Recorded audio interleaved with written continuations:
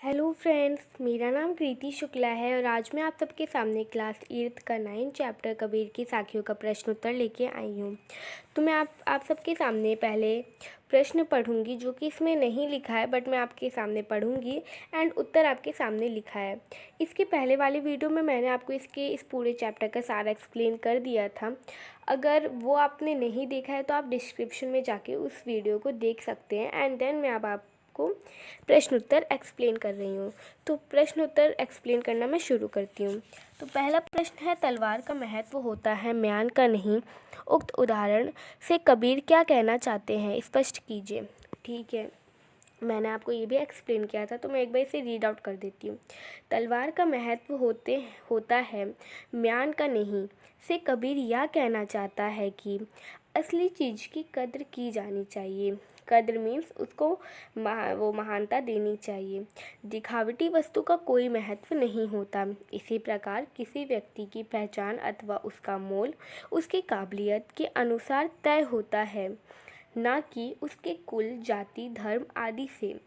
उसी प्रकार ईश्वर का भी वास्तविक ज्ञान जरूरी है। ढोंग और आडंबर तो म्यान के समान निरर्थक होते हैं। असली ब्राह्मण को पहचानो और उसी को स्वीकारो।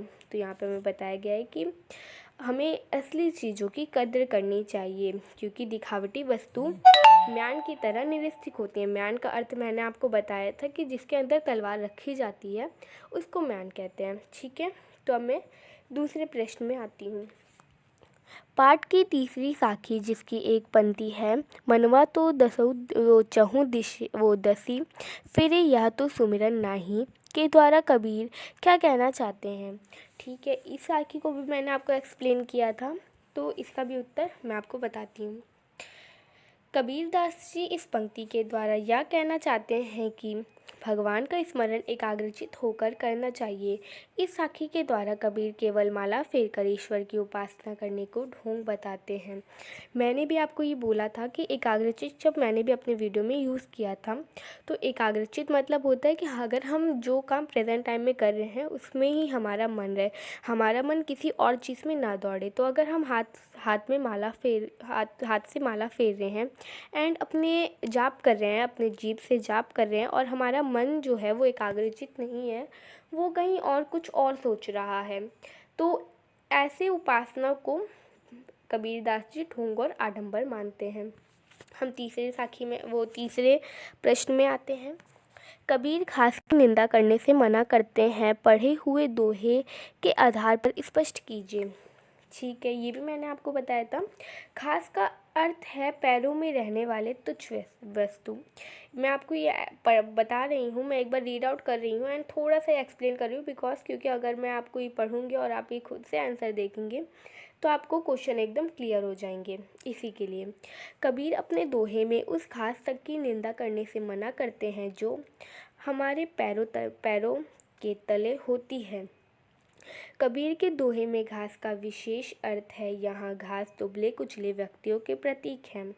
कबीर के दोहे का संदेश यही है कि व्यक्ति या प्राणी चाहे वह जितना भी छोटा हो, उसे तुच्छ समझकर उसकी निंदा नहीं करनी चाहिए। हमें सबका सम्मान करना चाहिए। तो आप वो सुने होंगे तो आपको खुद ही समझ आ गया होगा कि यहाँ पे घास का विशेष अर्थ है दबे कुचले व्यक्ति, मीन्स छोटे व्यक्ति। हमें किसी भी छोटा हो या बड़ा हो, कोई भी व्यक्ति हो, उसकी निंदा नहीं करनी चाहिए। हमें उसे भी सम्मान देना चाहिए हर व्यक्ति की तरह। यही इस दोहे में बताया गया था। हमें कभी भी छोटे व्यक्ति को तुच्छ नहीं समझना चाहिए, हमें उनका भी सम्मान करना चाहिए आदरपूर्वक। चौथी साखी हमें बताई गई है कि सॉरी रुकिएगा, 2 मिनट स्टॉप कर रही हूँ मैं।